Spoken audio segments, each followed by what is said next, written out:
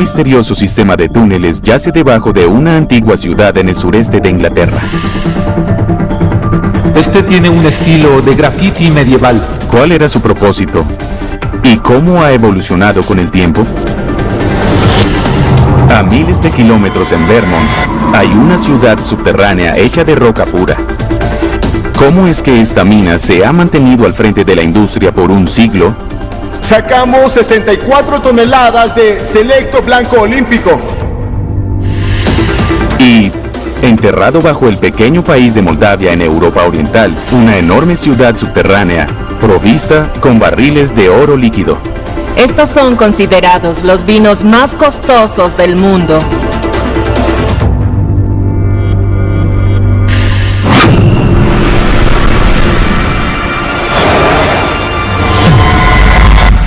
Bajo nuestros pies se encuentran extraordinarios espacios subterráneos.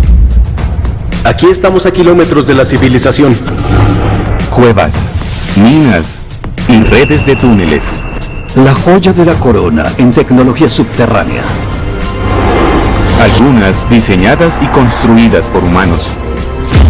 Otras formadas por la naturaleza durante millones de años. ¿Cómo fueron creadas y adaptadas? ¿Por quién y por qué? Si el enemigo invade un área, no es posible por ningún motivo atacar la otra área. A lo largo de la historia, la vida bajo tierra ha capturado nuestra imaginación. Es una experiencia aterradora, pero hermosa al mismo tiempo. Ahora te llevaremos más lejos y más profundo. Hay miles de teorías sobre qué podría haber debajo. Para desenterrar los misterios, los secretos y maravillas de estos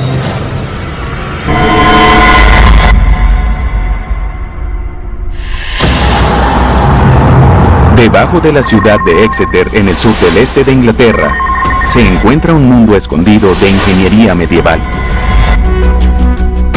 No hay escapatoria, es un asunto impresionante. Extendiéndose por casi 500 metros a lo largo de la ciudad, esta red de antiguos pasajes subterráneos era el acceso de los habitantes a un recurso natural vital. ¿Cómo fue que este ambicioso proyecto de infraestructura ayudó a salvar vidas durante una de las epidemias más letales de la historia? Una enfermedad aterradora arrasando por toda Europa. ¿Y cómo ha evolucionado el sistema para el futuro? Podemos observar aquí que hay ladrillos y concreto moderno adyacente al pasaje que data del siglo XIV.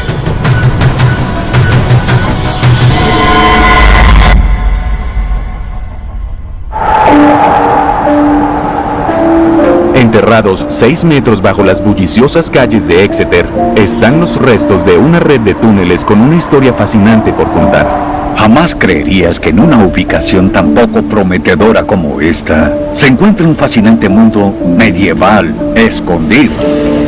Con acceso a través de una discreta entrada, este laberinto de pasajes se extiende a lo largo de la ciudad. Justo cuando entramos por aquí, hacia la primera parte de los pasajes, se torna muy interesante. El arqueólogo John Allan es un experto en el antiguo sistema subterráneo de la ciudad. Este es un pequeño puente, debajo de una calle medieval que ya desapareció. Pero se puede ver que se esforzaron por construir una bóveda con estos bloques. Los acabados fueron finamente tallados. Antes de que este impresionante sistema fuera construido, el suministro de agua de Exeter venía de fuentes naturales de la superficie, permitiéndole a los primeros habitantes establecer un asentamiento. Pero para la Edad Media, el abastecer Exeter con agua potable se volvió un enorme desafío logístico. El profesor Mark Stoyle es un experto en la rica historia de la región y la estructura en evolución. Durante los años 1100, la catedral decidió construir inicialmente un acueducto de flujo gravitacional, en gran parte por prestigio, pero también por estas enormes casas monásticas y catedrales que necesitaban mucha agua por propósitos rituales. También necesitaban abastecer a los religiosos de más alto rango con agua canalizada, lo cual era un gran lujo. Para el siglo XII, a medida que la población de la ciudad crecía, también lo hacía la necesidad de agua limpia. La La iglesia reclutó ingenieros para que buscaran una nueva fuente de agua en cercanías a la ciudad de Saint Sidwell. El primer sistema de tubería era una línea recta hasta una fosa subterránea. El agua era traída hasta la ciudad desde un arroyo a las afueras de los muros de la ciudad, por debajo de la ciudad, y luego era distribuida en fuentes públicas. Los arroyos traían agua a la ciudad por medio de tuberías de plomo, enterradas bajo el suelo. Pero bombear agua cuesta arriba desde Saint Sidwell hasta la catedral era un desafío. Así que los ingenieros medievales instalaron un sistema de sifón similar a los que usaban los antiguos griegos, romanos y egipcios. Los sifones permitían que el agua fuera extraída hacia arriba sin necesidad de bombas. Una combinación de gravedad y presión atmosférica forzaba al agua a través de los tubos de plomo cuesta arriba. Para 1346, la construcción en la Catedral Prima de Exeter había comenzado, conocido como el Pasaje de la Catedral. Este tramo de pasajes fue construido como túneles falsos. Primero se excavaba la fosa y luego alineaba el fondo y se hacían los muros. Luego se construía la bóveda y se hacía con relleno de madera. Una vez estaba listo, se volvía a llenar. Estos pasajes fueron cuidadosamente construidos. Primero, se colocaban las tuberías de plomo en el suelo. Luego se cubría el espacio con piedras de bóveda y se llenaba. También se construyeron alcantarillas a lo largo de la ruta para el fácil acceso de los plomeros medievales. Se ven los agujeros para los pies en el fondo de una alcantarilla cuadrada que se eleva. Estamos a unos 5 metros de profundidad aquí. Aun cuando el pasaje de la catedral proporcionaba agua limpia al clérigo de Exeter, no era suficiente para proveer al resto de la población. Los consejeros de la ciudad estaban ansiosos por asegurar un suministro de agua propio y no cargarla desde el sistema de la catedral. Las personas acaudaladas podían recibir agua directamente en sus casas desde el escaso suministro del público. Para los demás, el agua que quedaba era dispensada a través de la fuente pública conocida como el Gran Conducto, ubicado en el centro de la ciudad. También tenían varios pozos profundos a los que llamaban pozos atados. Estos se fueron contaminando por residuos humanos. Para el siglo XV, en respuesta al clamor público, un segundo sistema hídrico subterráneo fue construido, lo suficientemente grande para servir a toda la ciudad. Estamos en una estructura que se le conoce como la Cámara de la Entrada Este, y esta es la primera parte de los pasajes de la ciudad de Exeter. Detrás de mí se encuentran los cimientos de la antigua entrada este de Exeter. Si miramos arriba, justo encima de mí, podemos ver la puerta medieval original que daba acceso a esa cámara. Creemos que tal vez fue construida en el año 1420 y se pueden ver unos escalones de piedra que llevan abajo hacia la cámara. Actualmente, historiadores locales y entusiastas subterráneos como Mark siguen haciendo nuevos descubrimientos.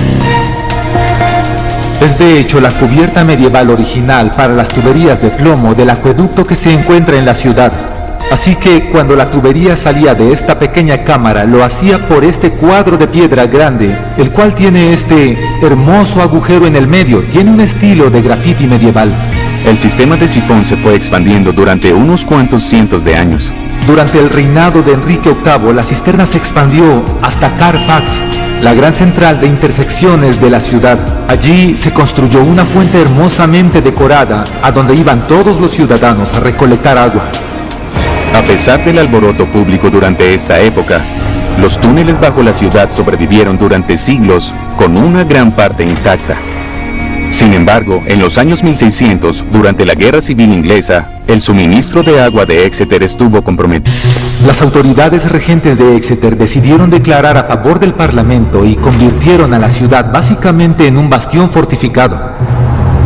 Los residentes de Exeter comenzaron a preocuparse de que las fuerzas de la oposición se escabulleran en los túneles para cortar el suministro de agua o para obtener acceso a la ciudad. Temían que fuera posible que los conspiradores monárquicos pudieran entrar a estas bóvedas y de alguna manera usarlos para volar la entrada del costado este o posiblemente para forzar la entrada a la ciudad. Las tuberías de plomo fueron removidas para ser convertidas en balas y otros pasajes fueron tapados con escombros. Las casas de conducto y los bancos a través de los cuales corrían las tuberías fueron destruidos. Las trampillas fueron desechadas y usadas como leña. Cuando la ciudad se rindió en 1464 y las tropas parlamentarias entraron marchando, el sistema público de agua de Exeter ya había sido destruido. Después de que terminara la guerra, el sistema de agua vital fue restaurado. Para el siglo XIX, la red subterránea tuvo un cambio más, cuando una epidemia mortal causó estragos en la ciudad.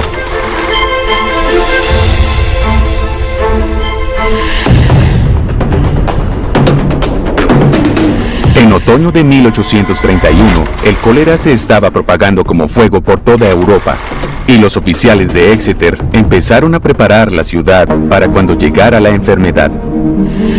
Una enfermedad aterradora, el cólera, estaba arrasando a lo largo de Europa. Los ciudadanos de Exeter y las ciudades y pueblos en toda Inglaterra sabían lo que se avecinaba. Una vez se hizo la conexión entre el agua sucia y el cólera, el Comité de Salud actuó rápidamente y comisionó al ingeniero local James Goldsworthy para que hiciera algunas actualizaciones a los pasajes. Goldsworthy logró regresar a las bases. Volvió a donde empezaba el pozo, de donde se traía el agua, y de alguna manera lo reedificó. Para mejorar el flujo de agua, cambiaron la posición de los tubos. Excavaron el suelo de los pasajes mucho más profundo para así poder colocar las tuberías más al fondo. Se puede ver aquí en esta sección donde probablemente se encontraba el suelo original. Fue sustancialmente recortado para hacer la zanja mucho más profunda. Los ingenieros habían aprendido que las tuberías de plomo podían causar intoxicaciones. Goldsworthy las reemplazó con tuberías de hierro forjado. Toda la estructura de los pasajes fue cambiada, tiene una forma como de ataúd. Este es el resultado del trabajo de Goldsworthy. La parte superior conserva el estilo de la dinastía Tudor, pero abajo es mucho más siglo XIX. Y es por eso que tiene un perfil tan particular a sección medieval inicial. Los pasajes siguieron suministrando agua a la ciudad hasta 1857, cuando uno de los pozos fue dañado durante la construcción del ferrocarril de Exeter.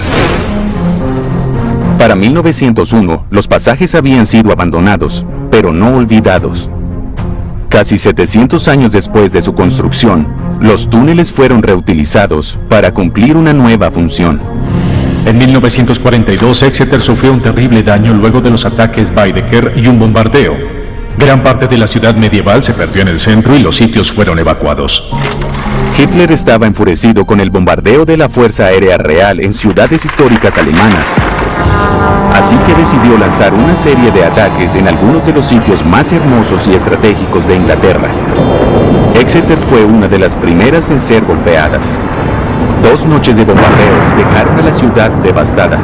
Algunas personas buscaron refugio en los túneles, pero en la superficie la ciudad estaba aniquilada y 265 personas fueron asesinadas. Luego de estas fatídicas noches, parte de la ciudad fue reconstruida y para el final de la guerra, la red de túneles subterráneos fue redescubierta.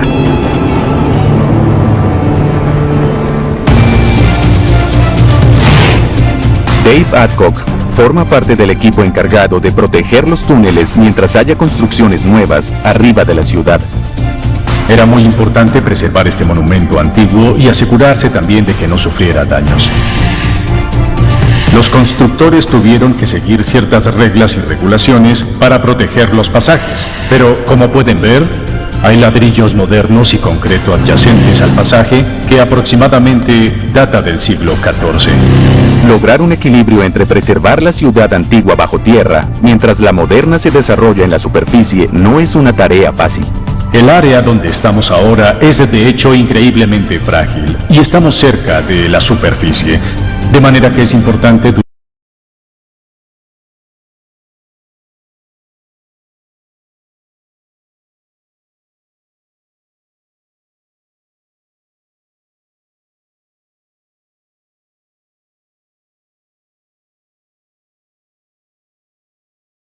durante las labores no dañar nada aquí. Estaba protegido, teníamos monitores de vibración, vigilancia estructural total y justo aquí encima teníamos protectores contra colisiones para que la demolición no dañara los pasajes.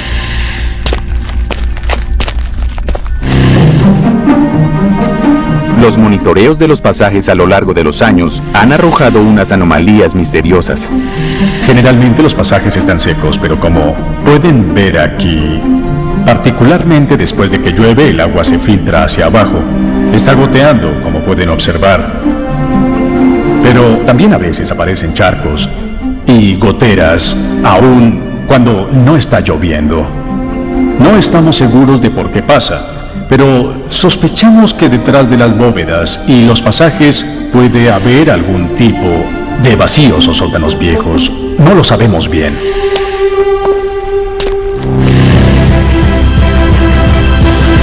¿Qué otros misterios aún persisten debajo de Exeter, esperando a ser descubiertos?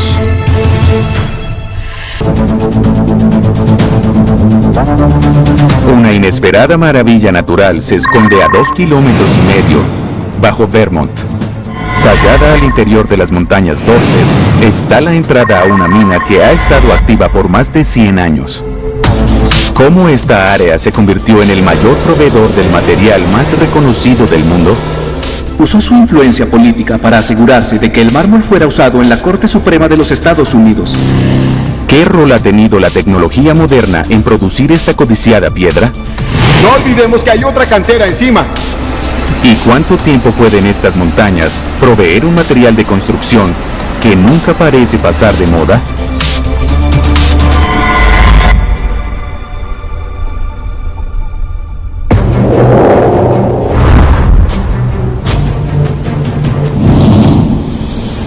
El mármol es una de las rocas más antiguas y hermosas del mercado, y sigue siendo tan popular hoy como lo era hace miles de años. 3 de las 7 maravillas del mundo antiguo fueron construidas con piedra: el templo de Artemisa en Éfeso, el faro de Alejandría y el mausoleo en Halicarnaso fueron construidos con el más fino mármol. Esta roca clásica sigue siendo símbolo de opulencia y lujo en todo el mundo. Y esta cantera en Vermont tiene mucha. Mientras que la entrada a la mina ha sido usada por más de un siglo, mucho ha cambiado desde que Keith Miller es el administrador que está a cargo de la cantera. Alrededor de 140 toneladas de mármol son extraídas diariamente de la mina. Solo guardamos unas 70 toneladas, el resto es arrojado por la orilla debido a la calidad, fisuras o defectos en la roca. La veda de mármol está ubicada en la base de la montaña, forzando a los primeros mineros a excavar en medio de la masa terrestre para extraer el precioso mineral. La razón por la que la cantera es subterránea es que no es rentable mover la sobrecapa. La sobrecapa puede ser de 45 metros, pero en el fondo de la cantera es de casi 213 metros. Para cuando hayas movido la sobrecapa no habría sido rentable el proceso. Este método de extracción de mármol funcionó hasta 1970. Todo fue perforado y explotado con cables y grúas. A partir de 1970 se empezó a usar maquinaria pesada para remover el mármol de la tierra. Todo es cortado con sierras eléctricas, cuchillas de diamante. Es más eficiente. El túnel original se cortó a lo largo de la montaña con lo que llamamos una sierra de galería móvil. Esta sierra es capaz de moverse alrededor. Realiza el primer corte horizontal, el segundo, el tercero y luego el superior. Pueden ver, esta cuchilla tiene 2 metros de profundidad. Para poder cortar a través de la montaña, básicamente se necesitan segmentos de diamante para atravesar el muro. Debido a la dureza de los diamantes, esta técnica de abrasión corta a través del mármol casi sin esfuerzo.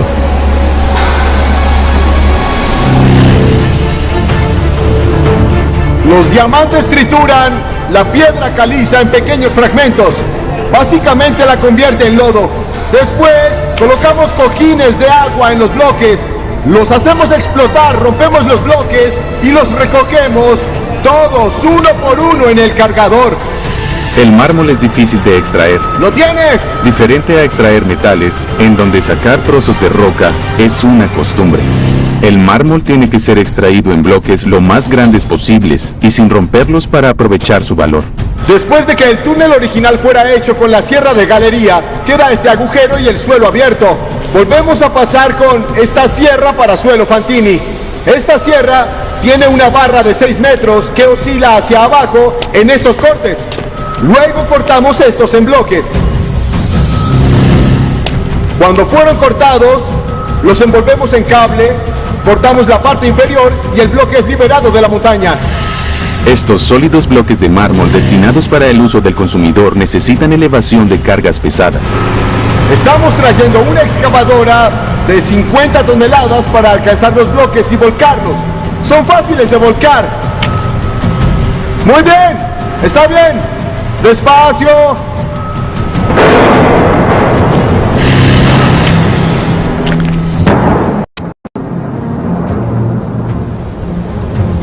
A menudo Vermont es asociado con mármol blanco y puro, y la cantera Danby es considerada la mejor del mundo. Los enormes y pesados bloques son difíciles de mover. Estas camas tienen un ángulo de 45 grados, así que tomaremos este y vamos a seguir a esa cama. Cortaremos aquí, le colocaremos un cuadrado y lo vamos a cortar por aquí. Tratamos de separar esos colores oscuros para que sea todo blanco. Justo aquí. 101 centímetros. Luego, cuando estemos listos, tendremos un buen bloque cuadrado. Otra de las características notables de mármol de Vermont son sus venas. Luca es el gerente general de la cantera, un geólogo de oficio. Esto hace a la cantera única. En el mismo depósito de mármol tenemos 10 capas diferentes.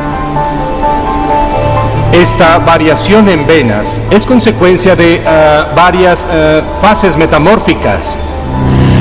La roca comienza como piedra caliza. Luego, por medio del proceso de metamorfosis, cambia a un mármol más resistente y lujoso durante millones de años. Esta vena viene del sur y va hacia el norte. Tenemos a Maryland detrás nuestro y a Quebec en esta dirección. La roca aquí hace parte de una antigua plataforma continental que se extiende hasta el costado oriental del continente norteamericano.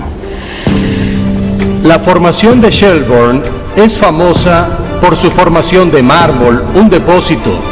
Data de principios del proceso de sedimentación hace 600 millones de años, cuando antiguos organismos vivientes murieron en un ambiente marino, creando este gran depósito de piedra caliza y carbonato de calcio. El mármol de Vermont ha tenido un papel muy importante en la construcción de Estados Unidos desde principios del siglo XIX, y sería difícil encontrar un edificio o monumento importante que no tenga este mármol en alguna parte.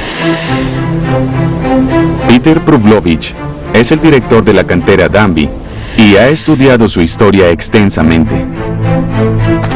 Nuestra cantera se extiende por 1.200 kilómetros de norte a sur, a unos 182 metros de este a oeste. Ahora estamos en una de las secciones más viejas de la mina. La cantera fue abierta inicialmente en los años 1850 y fue adquirida por la compañía de Vermont en los años 1880. Allí comenzó la mayoría de la producción. Con el tiempo, la demanda por el versátil y atractivo material de construcción creció. Para principios del siglo XIX, los residentes de Vermont estaban convencidos de que el mármol era la clave para hacer crecer su economía. Las compañías comenzaron a aparecer a lo largo del cinturón de mármol. Producían diferentes tipos de mármol y tenían sus propias tiendas que incluían cortar los bloques, pulirlos y enviarlos a otros diferentes lugares. Pero la minería entonces no era como ahora. Antes de los aparatos y equipos de seguridad modernos, estas cuevas eran calientes, incómodas y peligrosas. De hecho, la industria nunca despegó realmente, sino hasta que las innovaciones de un hombre cambiaron a Danby de una operación de cantera de vitrina a una potencia mundial de mármol. En En 1880, muchos de los emprendedores se unieron y crearon una gran compañía conocida como la Compañía de Mármol de Vermont y se llamó Redfield Proctor. El libro sagrado de la religión cristiana esconde entre sus líneas secretos que son puestos en duda por la ciencia. Jesús sigue siendo un enigma, por lo que puede que este no sea el Santo Sepulcro, sino algo más. Una serie que nos muestra que entre el cielo y la tierra hay muchas historias por contar. Los misterios de la Biblia, del 28 al 30 de marzo, por History 2. Ya sabes que BC es bajas días, pero déjame decirte que BC también es un estilo de vida. Si te haces un jugo BC, es buen color.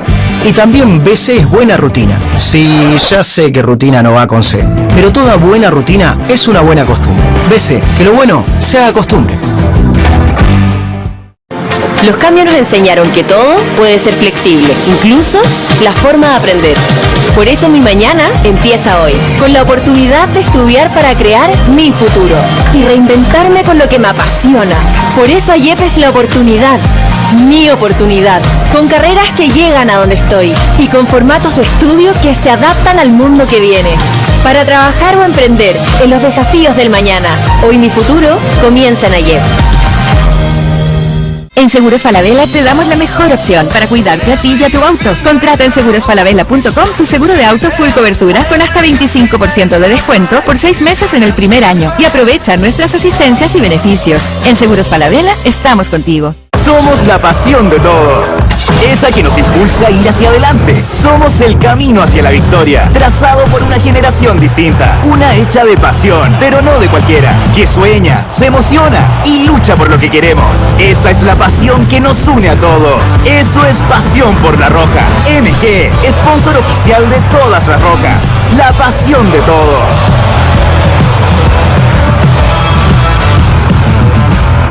El asado está listo.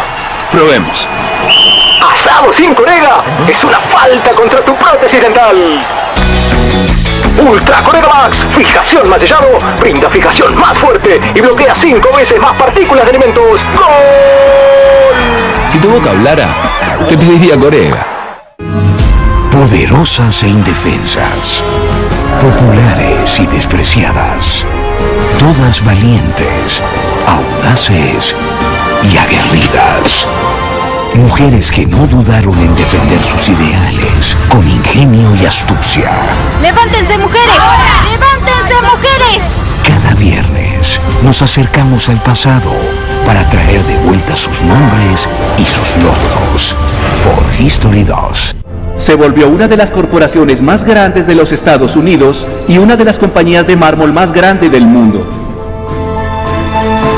Redfield Proctor usó su éxito en los negocios para impulsar su carrera política, sirviendo como gobernador de Vermont e incluso secretario de guerra para el presidente Benjamin Harrison. Usó su influencia política para asegurar que el mármol de las canteras de Vermont fuera usado en muchos de los edificios federales alrededor del país. Algunas de las estructuras más notables construidas con mármol de Vermont son la Corte Suprema de los Estados Unidos, la Biblioteca Pública, el Cementerio Nacional Arlington, entre muchas otras. Para asegurarse de que los mineros puedan seguir extrayendo material de esta antigua cantera, se necesita que mantengan la seguridad del espacio. El método de la habitación y el pilar existe desde principios de 1900. La mayoría de los pilares tienen una distancia de 12 metros. Estas crean una estructura para soportar el techo y no olvidemos que hay otra cantera encima. Muchos de estos pilares están apilados uno encima de otro, de una cantera a la otra cantera. El posicionamiento de los pilares es vital. Los constructores son muy meticulosos en la planeación de sus excavaciones. El mapeo 3D nos ayuda a entender dónde perseguir la vena a través de la montaña. Puede decirnos en menos de 3 centímetros de dónde estamos estructuralmente, alineando pares de una cantera a la otra, donde podemos taladrar la línea telefónica, colocar las cosas de emergencia, de manera que nos ayudan muchas cosas, porque es tan preciso que nos dice el centímetro exacto de dónde estamos. Este ambiente puede ser despiadado si pisas en falso. Acabamos de sacar de 34 toneladas de selecto Olimpo blanco sin ninguna fisura, un hermoso bloque que será volteado hacia arriba y después cortado cruzando la vena, será convertido en losas y enviado a encimeras de cocina. Podría ser incluso a lápidas de Arlington, depende de lo que tenga, si son fisuras o plumas. Pero no es solo la cantidad y calidad de la roca enterrada en la montaña lo que hace a este mármol único. Es lo que opera a cientos de metros por debajo.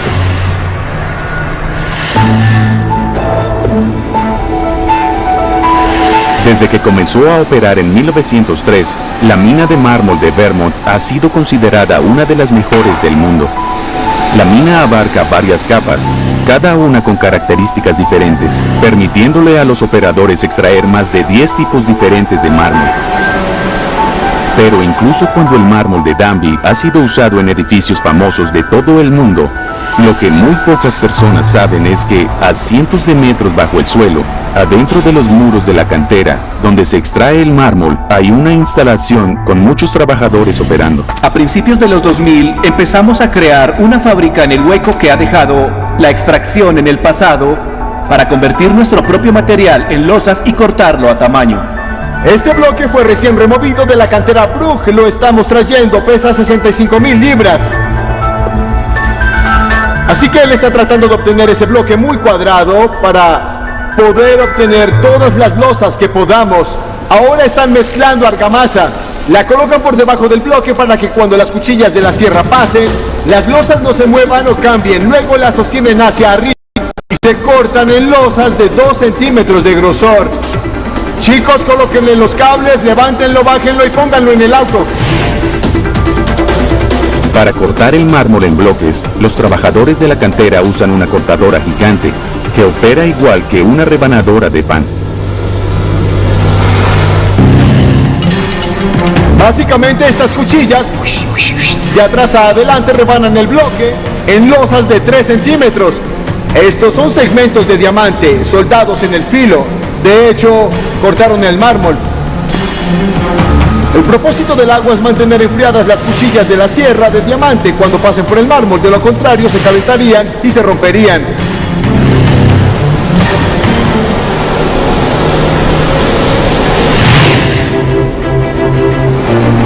Gracias a su apariencia limpia, el mármol es una opción de encimera popular. Y estas delgadas losas serán enviadas alrededor del mundo para ser usadas en cocinas de lujo. Hemos separado 60,000 libras de losas justo allí. Colocamos trozos para que no se volteen y se golpeen entre ellas. Trajimos este bloque que pesaba unas 20 toneladas. Lo pasamos por la sierra para cortarlo en 39 losas de 3 centímetros. Hicimos hermosas losas Eureka. Cada una pesa 500 kilos. Todos los toques finales son hechos en esta cueva. Y la etapa final es limar las asperezas en las losas de mármol y pulirlas muy bien hasta que brillen. Serán traídas aquí, sobre este cargador automático. Serán llevadas a la línea de punición y estarán listas para ser vendidas.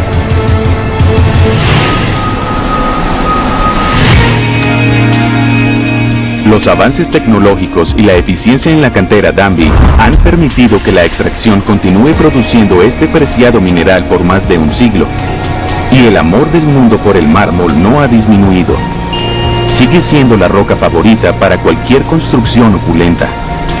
Por estas razones, es probable que la cantera sobreviva a las próximas décadas o incluso siglos.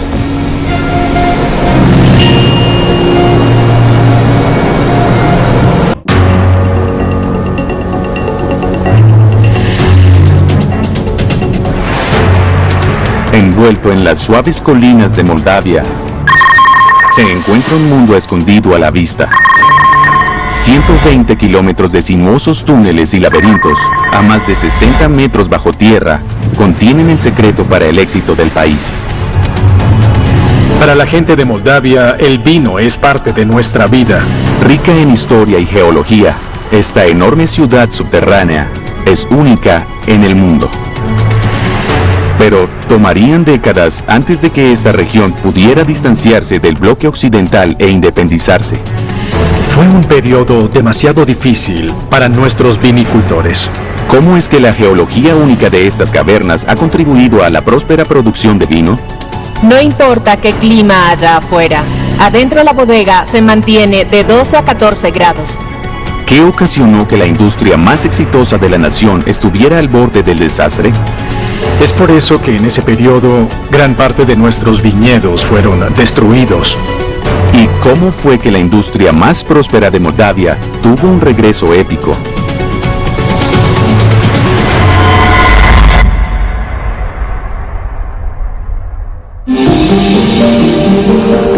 Entre Roma y Ucrania se encuentra la nación de Moldavia, donde más del 25% de la población trabaja en la producción de vino. Los suelos fértiles y colinas cubiertas de enredaderas se pueden encontrar en cada esquina y sus laderas soleadas tienen las condiciones ideales para cultivar uvas. Nuestro país es muy pequeño, pero tenemos el mismo clima que la región francesa, que es reconocida mundialmente por los vinicultores. Es por eso, por lo que estamos bendecidos con buen vino, un vino muy especial y de la misma calidad, o por qué no, mejor que la francesa. Pero antes de que esta región fuera reconocida internacionalmente por su vino, extraía otro producto valioso del suelo, uno que ayudó a construir la Moldavia de hoy en día.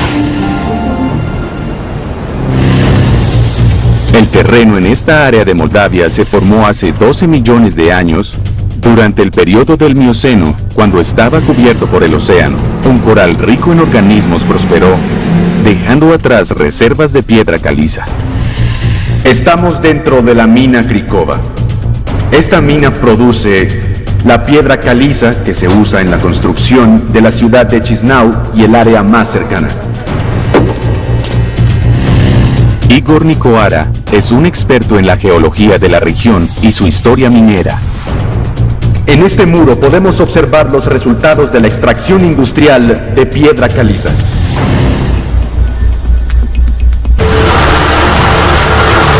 La producción de piedra caliza empezó en el siglo XV. Algunas personas venían aquí para obtener la piedra y la usaban para construcciones en esta zona y también en Chisinau. La enorme red de 120 kilómetros de cuevas de Krikova fue creada originalmente por siglos de minería. Aquí podemos ver algunas perforaciones que ayudaron durante las inspecciones geológicas de las rocas. Hay diferentes tipos de piedra caliza, pero para la producción industrial es muy importante tener la misma calidad de piedra. Este método de excavación horizontal a través de galerías y habitaciones fue creado en Moldavia. Donde queremos conectar dos galerías diferentes, es importante saber si la roca es de buena calidad. El método era usado porque la mejor vena de piedra caliza se encuentra a cierta profundidad, a solo 20 metros de la superficie. Si vamos un poco más profundo, entonces la calidad de piedra cambia. Si vamos a menor profundidad, también cambia. Para la piedra caliza debemos tener una densidad especial. Debe tener la resistencia correcta para que la sierra pueda pasar. Si la densidad es muy alta, entonces la sierra se rompe.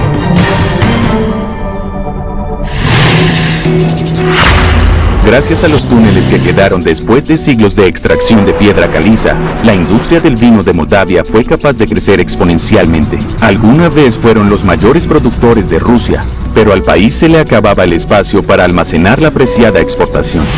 Los ingenieros bodegueros se aventuraron bajo tierra en un túnel de piedra caliza abandonado y encontraron el ambiente perfecto en donde almacenar sus libaciones. No importa qué clima haya afuera, adentro la bodega se mantiene entre 12 y 14 grados.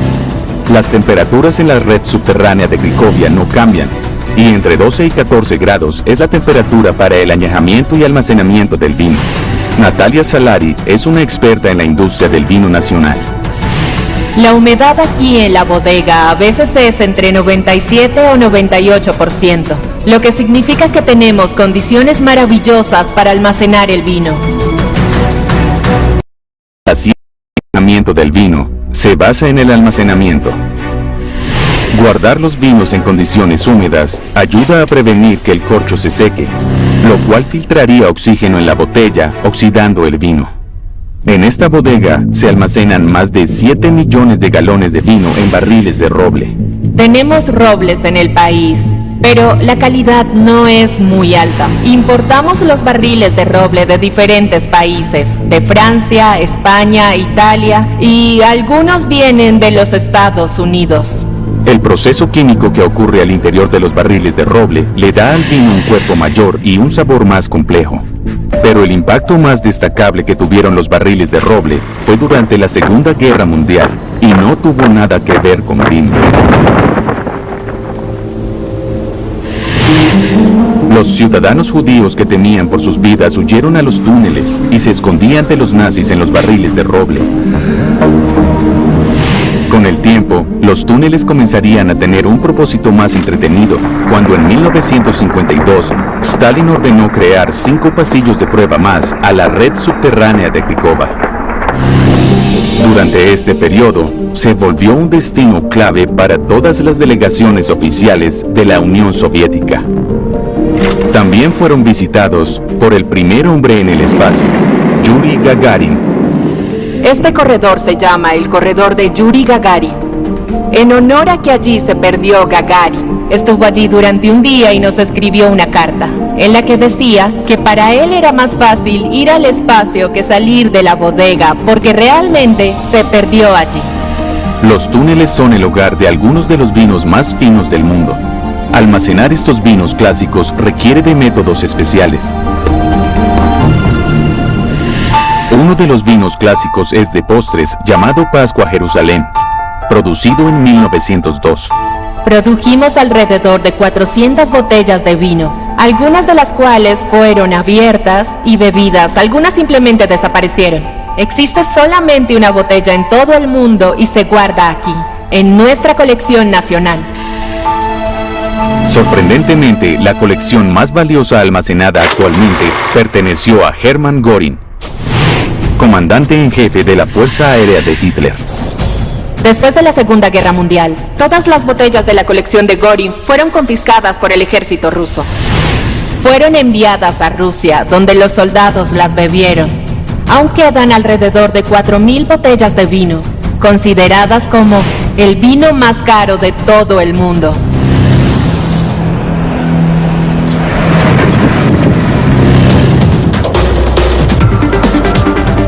A mediados de los años 80, la industria del vino de Moldavia sorprendentemente fue víctima de la crisis nacional, cuando un cambio político inesperado cambió la marea para estos hábiles enólogos.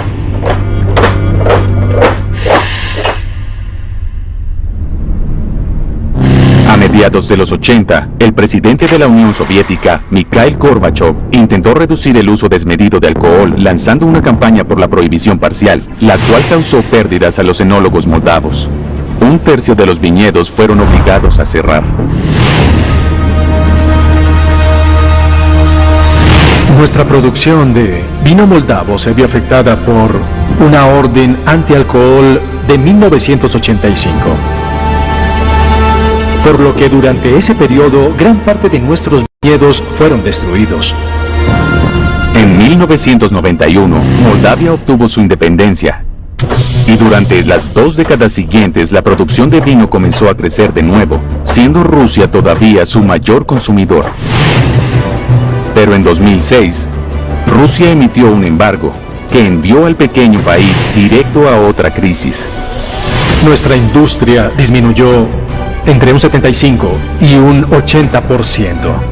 Fue un periodo muy difícil para nuestros vinicultores. Con el embargo, la industria del vino moldavo tuvo que repensar su plan de juego. Perder a Rusia significaría buscar otros mercados. Fue una lección a producir mejores vinos y a vender nuestros vinos en otras partes y países. Aunque el embargo fue levantado, hoy en día Moldavia ha blindado su futuro y está exportando a 50 países en Asia, Europa Occidental y los Estados Unidos. Ahora, podemos decir que Rusia es solamente el 10% de nuestra exportación y la parte mayoritaria, el 90%, es de otros países del mundo. Moldavia es el 11º mayor productor de vino en Europa, alrededor de 2.000 millones de hectolitros de vino. Algunos de los vinos producidos aquí son líderes a nivel mundial. Estamos en la fábrica de vino espumoso que está ubicada en la parte más profunda de nuestra bodega, porque aquí estamos a unos 100 metros. El vino espumoso es creado usando la técnica francesa Champagnois. La primera fermentación alcohólica ocurre en grandes tanques de acero inoxidable. El alcohol es luego embotellado y una solución con levadura y azúcar llamada liqueur de tirage se le agrega. La segunda fermentación alcohólica es la etapa más importante porque transforma el vino quieto en uno efervescente, en espumoso. Durante la fermentación, el azúcar consume toda la levadura, produciendo alcohol y dióxido de carbono. Atrapado en la botella, se crean las burbujas y luego son colocadas de cabeza para asegurarse de que todas las sedimentaciones se acumulen en el cuello de la botella. Cada 2 días, todas las botellas que hay aquí son volteadas a mano en un ángulo de 45 grados. Un equipo de trabajadores rota 35,000 botellas de vino espumoso todos los días. Durante 8 y 10 semanas las botellas serán giradas y los sedimentos de adentro también para ser recogidos aquí en los tapones Corona. Los sedimentos después son congelados, enfriados a menos 25 grados Celsius y removidos del proceso de degüelle. Los tapones Corona serán descorchados bajo alta presión, la cual ya existe adentro de la botella de vino espumoso. Ahora la industria del vino de Moldavia está prosperando y los sótanos de Krikova continúan creciendo. En el extremo más alejado de las cuevas, mineros siguen extrayendo piedra caliza, lo que significa más y más espacio disponible para hacer vino en el futuro.